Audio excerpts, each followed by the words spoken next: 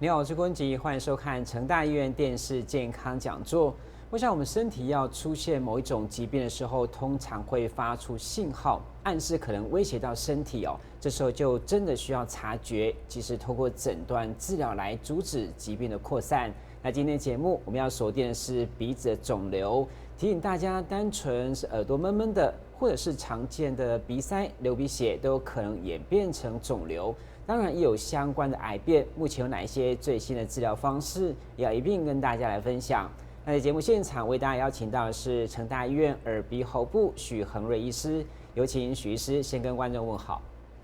各位观众大家好，我是成大医院耳鼻喉部的主治医师许恒瑞医师。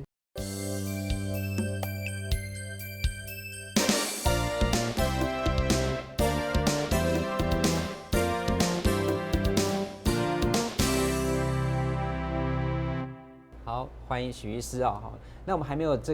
谈这个我们疾病之前，我们先跟许医师介绍一下这个鼻腔跟鼻咽的结构。那另外这个鼻窦它的位置又是如何？好，那其实大家一开始知道的都是我们的鼻孔嘛，那从鼻孔其实进去啊，鼻孔就像是一个外面比较小，然后里面比较大的隧道啊，这就是所谓的鼻腔这样子。是，那这就是我们从这边进去，这个跟山洞一样。那在鼻腔的里面呢，有一些小小的像非记忆的一样的结构，就是叫做鼻肉。以前我们常说，过敏性鼻炎、鼻肉肥大，就是所谓这个就是这种鼻肉像飞机一样，是用来让气流比较好运作的结构。是。那在鼻腔的周围呢，包括它的两边，它的上面，还有后面的地方，都有一些不同的小房间。因为小房间平常会有一些鼻涕往鼻腔这边运送，那它们就叫做鼻窦，就是窦就是房间的意思。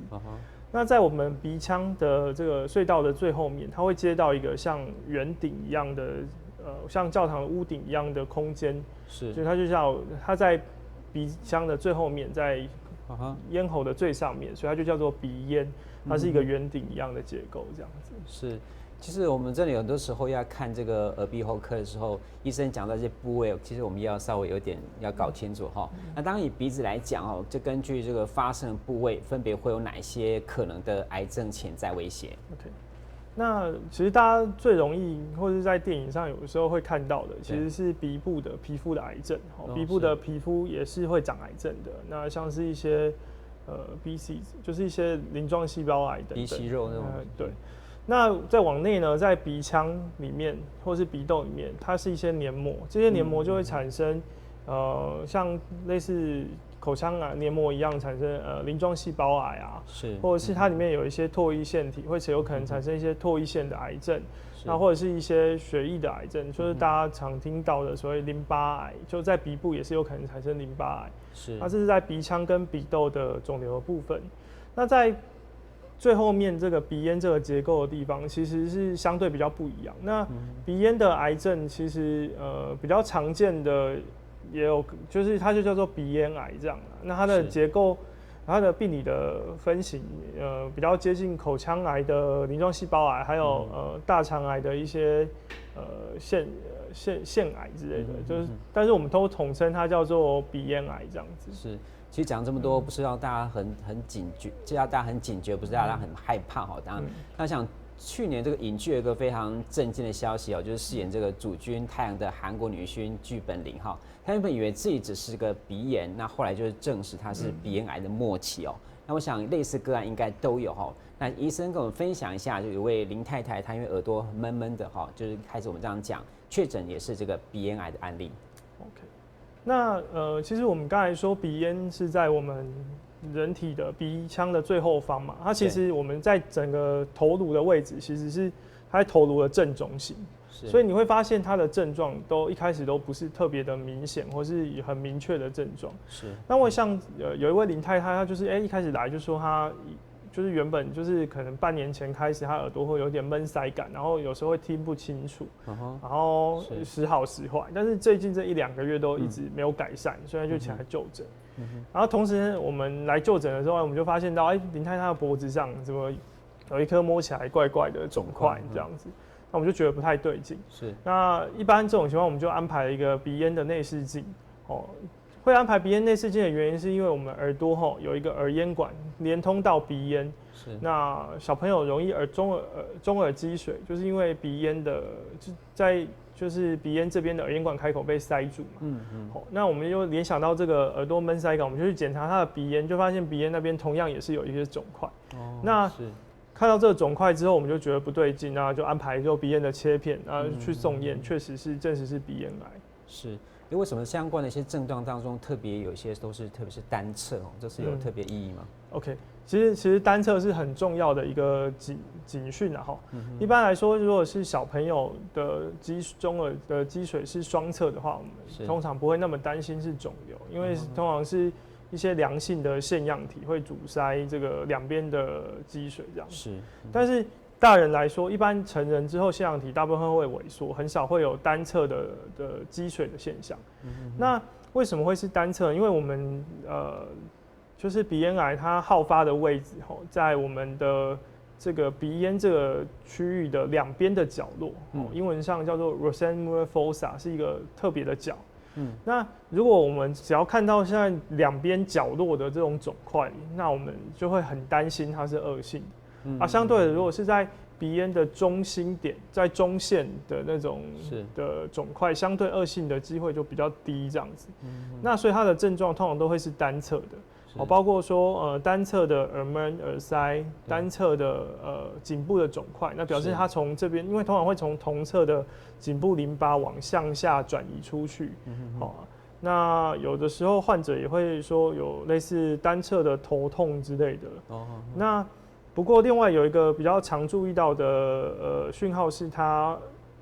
口水或痰里面有可能会有血丝。因为当我们肿瘤长大到一定程度之后，它会开始生长得比较快，那它结构会不太像小的时候那么完整，它就会有一点就是表皮有一点腐烂掉这样，然后在这个腐烂的结构中就会渗血出来。所以如果患者主诉说他有明显的口水跟痰里面都有咳出血丝或是血块，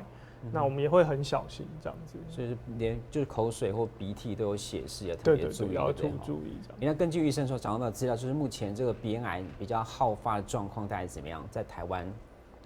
鼻咽癌患者他在台湾算是一个中等好发的程度啊，就是说他大概每年诊断大概有1500个患者这样子。那他其实常见的族群就是说，就是爸爸妈妈是鼻咽癌患者，他的遗传倾向蛮高的。一般来说，只要爸爸妈妈其中就一等亲其中之一是鼻咽肿瘤的患者，他大概有一般人的5到10倍的风险这样子。哇，这蛮高的。对，相对是比较高的。所以我们在询问的时候，都会询问说，你的父母亲有没有相关的肿瘤？那一般来说，根据过去的研究，我们其实这个鼻咽癌这个病，它跟从广东那个籍贯出来的人是风险是最高的哈。在一般来说，以广东来说，那里大概每10万个人大概会有30个 case，10万分之30的发行的，但世界平均可能大概是10万分之6到7左右。那以前推论是饮食相关的问题，可是后来发现说这些广东籍贯的人往外移民到台湾啊，到美国、到加拿大，他们的风险还是比吃同样食物的当地人还是来得高，所以对于这个遗传因子的风险目前是认为是比较高的这样子，算是蛮特别一个族群哦。对。那一般我们提到就是常吃这个烟熏或腌制，好像是跟大肠癌比较相关哦。不过它也是这个鼻咽癌的危险因子嘛。对，就是烟熏食物哈，之前的研究像是他们特别提到，就是像咸鱼之类，如果你说是香肠，你在比较小的时候，就好像大概就是幼童的时候就有接触到，比较早开始接触到这个烟熏食物的话，也会增加这个鼻咽癌的风险。这个我想另外很多人担心就是反复得到这种鼻炎或者长期的过敏性鼻炎会不会导致鼻咽癌？目前的研究是没有说就是鼻炎、过敏性鼻炎会增加这个风险，所以应该是还好，还可以。好，那有人就连续要鼻塞3个月，再加上这个流鼻血，他很担心会有鼻咽癌，所以他选择去做体检，进行所谓相关的血液化验还好后来出来一切都非常正常。不过想不到后来是用这个内视镜检查或者电脑断层才确定有这个鼻肿瘤。那医生你要怎么样解读？因为这个是我们的血液化验还不够准确嘛。一般来说，如果以鼻咽癌来说啦，它跟一个血液化验的指标，就是 EBV 的病毒，一种病毒的 DNA 的指标是高度相关。那所以说，如果我们看到一个患者有这个疑虑的时候，有时候我们也是会帮，或者是一些健检，常常会帮他们抽这个 EBV 相关的这个血液指标。是，但是这些血液指标，其实在临床上是比较偏向追踪用的，就是说，当一个患者他罹患有鼻咽癌，那我们我们可以使用这个指标，就是他已经治疗完成了，那我们就可以追踪这个抽血，是。然后如果他哪一天又高起来了，我们就可以怀疑说担心说他是不是复发。OK。但是使用这个指标的时候，就是完全排除说这个患者不是肿瘤，鼻咽癌是比较不可行的，这样还是要就用内视镜去确诊会比较安全，这样子。了解，好。那刚刚我们提到是鼻咽的部分哦，接下来我们来谈谈鼻腔跟鼻窦的癌症哦。接下来医生有一个张先生相关的案例嘛？这个张先生其实是诊所转来的啦，他的主诉就是说他有一边鼻孔就是慢慢的吸不到气，就是只有某一边这样。后来而且这边鼻孔常常形出血丝血块这样。是。他去诊所看，就是诊所医师就觉得不对劲，把他转来。他转来果然我们用内视镜伸进去看啊，就发现里面其实有一个出血性的肿块。是。意思就是说，在他的鼻腔里面，就只要就是有一种稍微戳它一下，就会渗血的肿块。是。那这种我们就会很担心是鼻腔里面的肿瘤，那我们就帮他做切片，最后也是确认里面是鼻腔的鳞状细胞癌这样子，就像口腔癌一样的病理结构。是。当然，我想医生提到这个鼻窦的状况是鼻塞哈，那因为台湾因为湿热，空气品质又不稳定哈，所以常常会有人鼻塞或者用嘴巴呼吸，一般就认为是过敏啊，或者是说空污造成，所以很容易忽略哦。当然也没有人说愿意联想到这个是癌症，所以到底什么情况下我们就需要小心？大概是比如说时间上还是怎么样持续 ？OK， 好。那其实鼻腔跟鼻窦的肿瘤，大家先不要这么害怕了哈，这是一个相对罕见的癌症，它一年在台湾的诊断率可能大概200个患者，如果换算成台南的人口比例，也许一年只有15到20个患者这样子而已。所以大部分的鼻塞跟鼻血其实确实都只是过敏性鼻炎造成的啦，就是擤鼻涕太用力这样。那鼻窦的。就是像这种鼻塞、鼻窦的鼻腔鼻窦的肿瘤它的没有什么很好的指标说的症状，因为它就是一个肿瘤塞住你的鼻孔，所以它的症状会和鼻息肉非常的像，就是单侧的鼻塞。是。那所以我们也许也同样就是说，如果这个患者他的症状都是同一边的时候，相对要注意一点点。然后再来是一般过敏性鼻炎产生的那个鼻出血不会太过严重。好，如果这个患者的血流得很厉害、很快的话，那就要很小心。我这边再分享一个案例好了，就是我在当住院医师的时候，就是有一个小朋友也是来就医这样子，他就是反复流鼻血，然后流得很快这样子。然后有一天我们就是他来我们急诊嘛，然后之前也是在外面就医，然后来急诊的时候，我们发现他真的流得太快了，觉得不太对劲，就止不住吗？对，止不住这样子。然后理论上来说，一般十几岁的小孩子的流鼻血不会流成这样。是。结果刚好伸内视镜进去看，就发现确实是一个鼻腔的肿瘤这样子。是。所以有时候如果这个出血太过严重的时候，也要考虑这个问题这样子。是。好。当我们提这么多可能的征兆不外乎就希望大家能够早期发现、早期治疗。当然，如果需要走到治疗这一步，那请医生来谈谈这个鼻咽癌的治疗方式，还是以放疗跟化疗为主吗 ？OK， 好，那鼻咽癌因为它位处在人头颅的正中点嘛，我刚才说过，所以说我们一开始的治疗都会建议以放射治疗，就是俗称的电疗跟化学治疗为主。那如果比较前期，可能也许只要做放射治疗就可以了。那比较后期之后就是合并化学治疗跟放射治疗这样。是。当然，如果一开始化学治疗跟放射治疗治疗的成功，当然就追踪就好。那如果后来有复发的话，大概有10到15%患者会复发的情形，就可能要考虑用手术的方式来进行。那是哪些进一步谈哪些病人需要做手术 ？OK， 那刚才有说，就是像鼻咽癌的复发是蛮适合做手术，尤其如果这个肿瘤是比较小的时候，是啊，因为这些患者他对于已经治疗过，他已经用放射治疗治疗过一次，所以这些小癌症的细胞相对可能对辐射线是比较具有抵抗力的。那你第二次去做放射治疗的成功率可能相对比较低，所以他们可能就比较适合用手术来进行。是。那有一些像是鼻腔或是鼻窦里的肿瘤，它其实如果一开始不是太大的时候，我们只要用手术把它切除，像是鳞状细胞癌啊，或是一些良性的癌症，像是乳突瘤等等，那就把它切掉。然后如果安全边际是足够的，那可能也不太需要再做其他的辅助治疗。是。那如果其他有一些血液的癌症，比如说像淋巴癌，鼻部里面的淋巴癌，是，那我们就会觉得它是比较适合使用化学疗来进行，因为它其实在身体里面的其他地方也都还是有可能有这个癌症细胞的存在。那你单用手术把肿瘤切除的意义比较小，还是要以化学治疗为主轴。可是，一般我们像确诊之后都用不同的这个级别来鉴定，所以这个分期的重要性大概是怎么样？跟我们讲一下。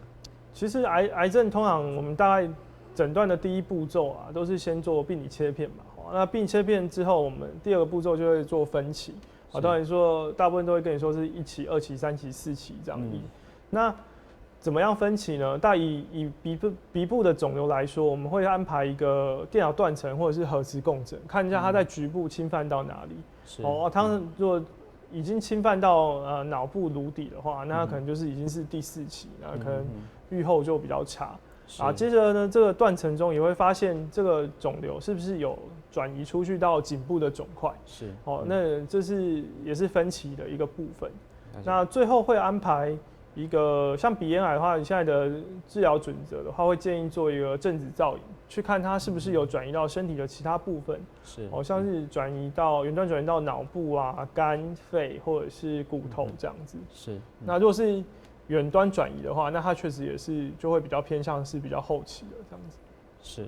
我想究竟适合什么样的手术，或者适合哪一个分期要做哪一些的这个处理，我想要尊重这个医师的专业来进行处理哈。那当然讲到开刀是怎么开呢？很多患者会担心就所谓这个开放性给人感觉就是破坏性很大，是有人担心说开刀完这鼻子就不见了。OK， 这个问题其实问得很好，就是很多患者就会说你是不是开完之后我到底鼻子会长什么样子？是，那其实当然就看你肿瘤长在哪里哈。一开始如果我们说的，如果是鼻部的，像外面皮肤的癌症的皮肤癌的话，那当然在手术的时候一定会把这块切掉。那这边就会出现一个缺陷的洞这样子。对。那一般这种情况，我们当然不会把洞留在那里，会请整形外科做一些皮瓣的重建，把那个洞填起来。是。那疤痕是会有，但是不会就比较不会那么明显。是。那如果是像里面的鼻腔啊，或者是鼻窦的肿瘤的话，那比如说如果是肿瘤长在鼻中隔上好了，那鼻中隔上它其实只要做切除完之后，其实就是它会在伤口在鼻腔里面结痂，外面是不会有伤口。我们现在用内视镜处理，外面是不会有伤口的这样子。那如果是比较传统的手术，对，就是传统就是有一种叫开放式的鼻肿瘤的手术。那我们会以前是需要在脸上把脸皮切开啊，然后把这边画一个这样子的形状，把半边的脸皮往外掀起来，比如说掀嘴皮的手术，香港叫做揭面式的手术，就是把脸揭开这样子。是，那这个手术我们可想而知，我们这个就很恐怖，对，就是你的疤痕很明显嘛。对。然后我们要进去接触到这个肿瘤，然后先把脸骨、上颌骨切开，所以说你之后骨头的形状也会稍微变形，然后在切骨头的时候流血的风险会提高很多。对。那像这种开放式的手术的话，我们就是患者的意愿就会真的相对比较低，这样子。是。那刚刚医生已经提到有所谓内视镜哈，那针对这所谓这个开放性的手术的缺点，我们谈一下内视镜大概会带来哪些福音？对。OK。那内视镜手术可能就是在这20年比较流行，然后因为发展的比较好。那我们就是利用我们人体自然的鼻孔，它就像腹腔镜一样嘛，腹腔镜就是在肚子上打几个洞，然后伸进去。那鼻子的内视镜也是从自然的鼻孔，然后伸大概4 米宽的那个内视镜进去看。是，然后我们就是会把这个手术的视野从那个镜头投射到荧幕上面，然后你就从这个鼻孔看得到的东西，然后你就把它夹掉，比如说你要把这个东西切掉，或是夹掉，或是用电烧烧掉，都是在这个内视镜上进行。它其实很像是在打电动，或是在夹娃娃机一样，就是其实就是你的眼睛看到的画面，然后你要用手去做出对应的动作，这样子。那像确实过去是因为耳朵鼻子的通道比较窄小，没有办法开刀，就破坏刚刚提到的周围组织像先嘴皮，才能够有足够的视野来操作，当然会造成很多不必要的伤口啊。所以我们从内视镜大概是可以做到外观完全没有伤口嘛？基本上来讲，如果我们做内视镜的手术，外观几乎是没有伤口。很罕见的情况之下，会特别需要从附近做一些小的缺口进去辅助。不过大部分情况下，外观是没有伤口。是。那我想任何手术都会有风险，然后那内视镜手术有什么并发症，还有什么特别的限制吗 ？OK， 好，那内视镜手术的能够风险比较小，指的是它可以避免就是我们切开脸皮跟脸骨这些去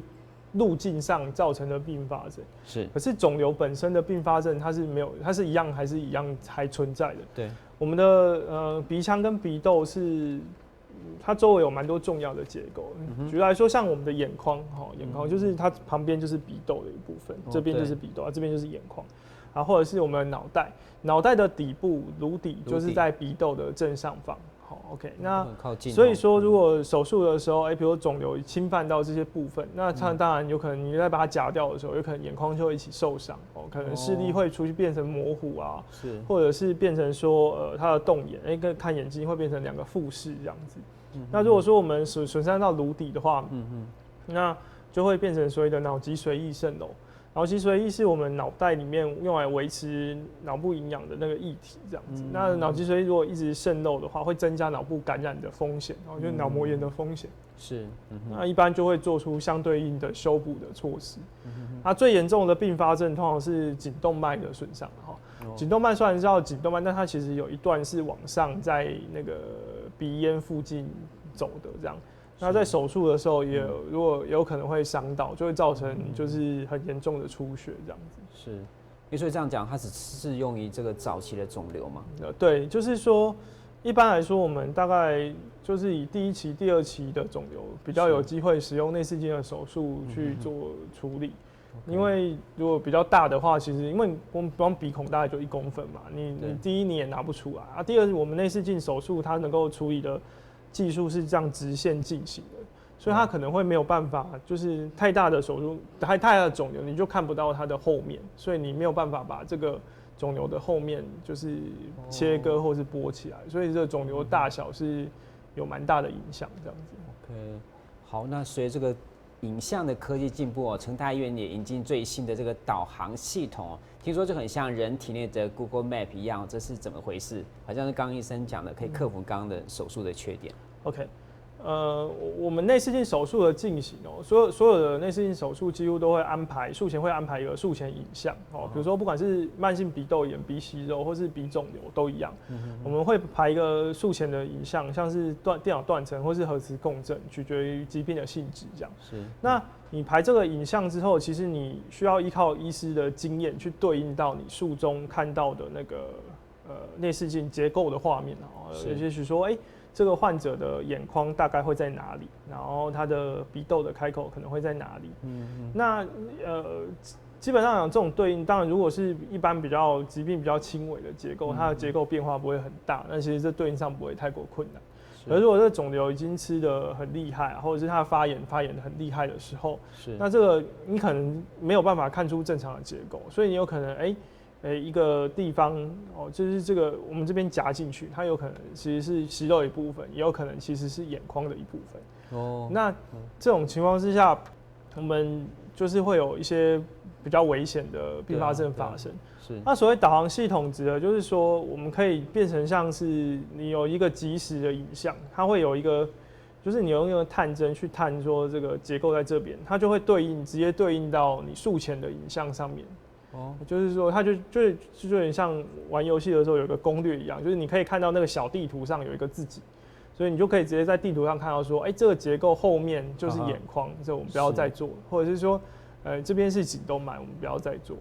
那如果说有时候我们临床上不太确定说这个东西是这边是鼻窦的空腔，或者是已经是到颅底的时候，我们探测一下，就可以知道说，这边是不是还有继续手术清除的空间，或者是已经到极限了这样。是 ，OK，